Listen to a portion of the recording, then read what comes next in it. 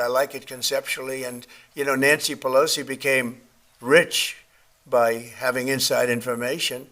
She made a fortune with her husband, and I think that's disgraceful. A little over $200 million since 2008, but who's counting? So in that sense, I'd like it, but I'd have to really see I study these things very carefully, and this just happened.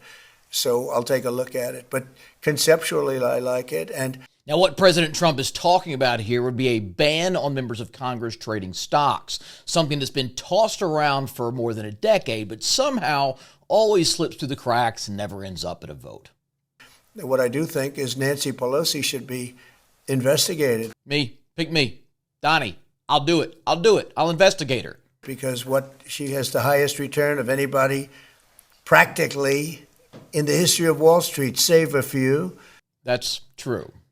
How did that happen? It happened by she knows exactly what's going to happen, what's going to be announced. She buys stock, and then the stock goes up after the announcement's made.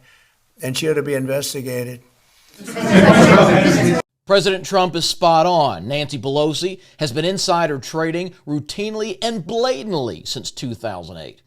During her tenure as the Speaker of the House, she made an estimated $200 million on mysteriously well-timed stock trades. But, hey, let's give her a chance to respond, shall we? Nancy Pelosi became rich. Why do you have to read that? Why do you have to read that? Maybe because you're one of the most powerful politicians in the country and just been caught red-handed. How about you answer the American people? How's that, Nancy? We're here to talk about the 60th anniversary of Medicaid. That's what I agreed to come to talk about. But I wanted what that means in the election. I wanted to give you a chance just to respond. He accused you of insider trading. What's your response to that?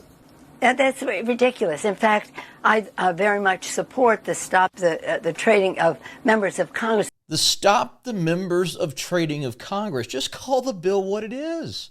Why would you not want to say the name, Nancy? Maybe because it's called the PELOSI Act, which is an acronym standing for Preventing Elected Leaders from Owning Securities and Investments Act. It's not that I think anybody's doing anything wrong. If they are prosecuted and they go to jail. Not true. Not even close to true.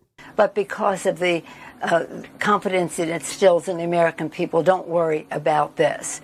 But I have no concern about the obvious investments. Obvious investments? Bit of a Freudian slip there, don't you think? Had been made over time. I'm not into it. My husband is, but it isn't anything to do with anything insider. I don't even know what she said there. I don't think she knows, but to me, it sounded like the ramblings of someone caught in a lie. You see, Pelosi's worth an estimated $270 million, all despite earning a congressional salary of just $174,000 a year. And most of that wealth has come from these mysteriously well-timed investments. In March 2021, for example, the United States Army awarded a $22 billion contract to Microsoft for augmented reality headsets. And 2 weeks before the announcement, Pelosi put $5 million into Microsoft stock. Let's just say she made out okay. That same year, President Biden signed an executive order mandating the entire federal fleet transition to electric vehicles. That's 656,000 EVs the government now needed to buy. And shocker, Pelosi put $1 million into Tesla call options the same month. In 2022, Congress passed the CHIPS Act. This gave $52 billion to United States semiconductor manufacturers in an effort to keep chip production in the U.S. and in what I'm sure is just a coincidence. Pelosi put money in Nvidia just before this bill passed. And not a little money.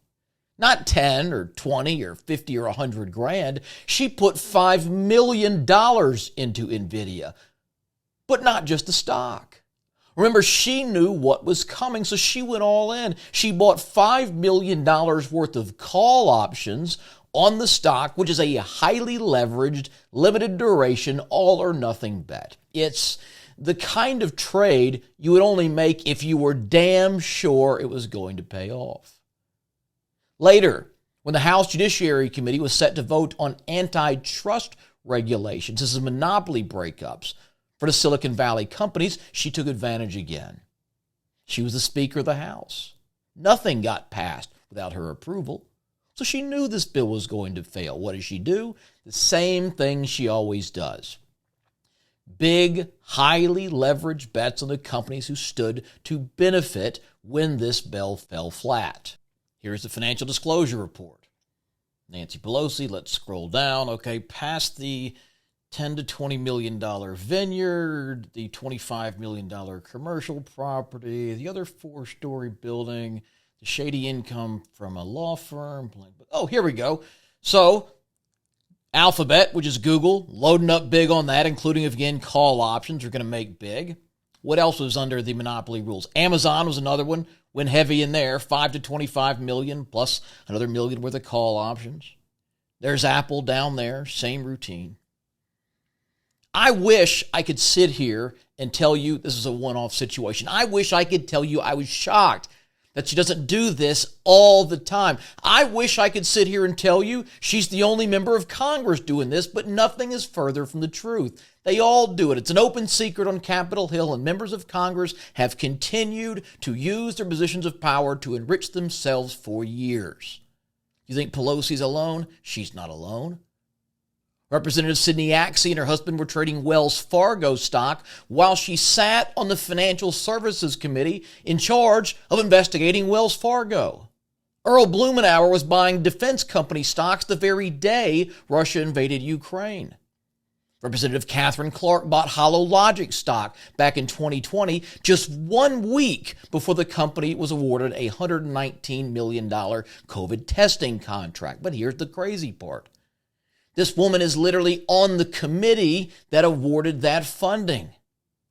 Rick Allen is trading Merck and Johnson & Johnson while sitting on a subcommittee considering prescription drug price legislation.